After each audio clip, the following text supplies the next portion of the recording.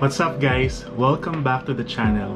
So sa vlog na ito, wala tayong unboxing ng latest gadgets, wala tayong bagong camera. Actually, kabaliktaran pa nga. Gusto ko lang i-test at i-share sa inyo itong gamit ko pa rin hanggang ngayon, which is ang aking GoPro Hero 8 Black. As you can see, this is a 6 years old camera. Alam ko, marami na ngayong mas bagong camera. May Hero 12 na, may Hero 13 na nga eh. Mas magagandang smartphone at mas malinaw na sensors. Mas advanced at syempre mas maganda yung stabilization.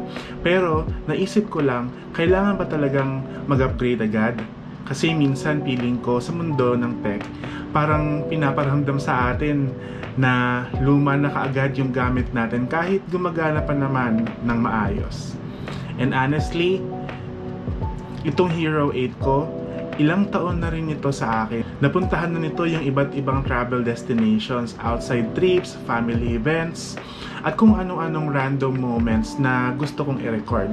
Sa ngayon, gusto ko lang tignan kung usable pa rin ba talaga itong camera na to this 2026. Honestly, para sa akin, oo.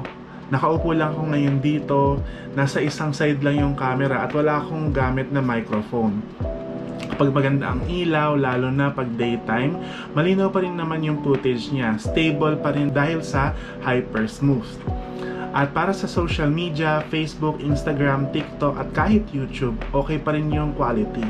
Sa totoo lang, karamihan ng viewers hindi naman tinitingnan yung Hero 8 ba ito o latest camera. Ang mahalaga, maayos ang kwento, malinaw yung audio at interesting yung content. Isa pa sa gusto ko dito, maliit lang siya. Kapag may travel ako, hindi ko kailangang magdala ng malaking camera bag. Isasabit ko lang, ilalagay ko lang sa bulsa ko nga minsan eh. O ikakabit ko lang sa monopod tapos ready na. Perfect siya para sa mga walking videos, travel vlogs, at outdoor activities. At kung katulad nyo ako na hindi naman full-time content creator, minsan lang mag-video, minsan lang gumawa ng content, practical gamitin, yung meron ka na, kesa gumastos agad ng malaki sa bagong kagamitan. Kasi, let's be honest, yung budget na ilalaan natin sa bagong camera, minsan pwede rin gamitin sa actual na travel eh.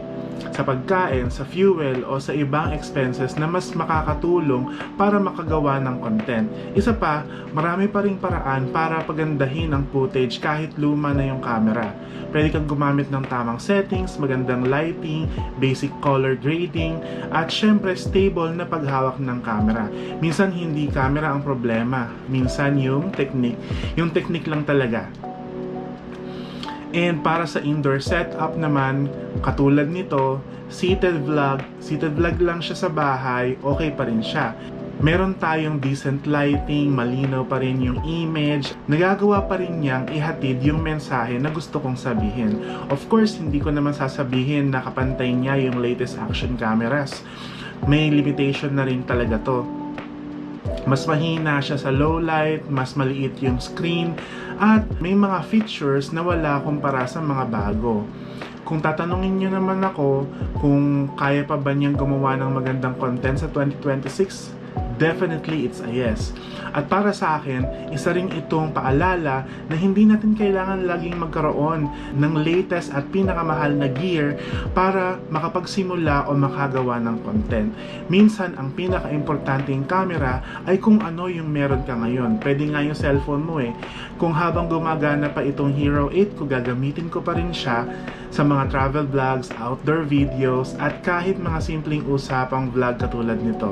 Sulitin muna natin kung anong meron tayo bago tayo gumastos ng bago. So ayun guys, let me know sa comment kung gumagamit pa rin ba kayo ng older cameras or GoPro models hanggang ngayon, at kung okay pa rin ba sila para sa inyo. Check nyo na rin tong footage natin ngayon. Hindi ko masyadong i-edit to, siguro yung mga kailangan ko lang i-cut para bigyan nyo ako ng comment dyan kung tingin nyo okay pa rin ba. I-consider nyo rin pati yung audio ha. If you enjoy this simple test and discussion vlog, don't forget to like, share, and subscribe. Thank you so much for watching. This is Ron again, and see you on the next one. Peace.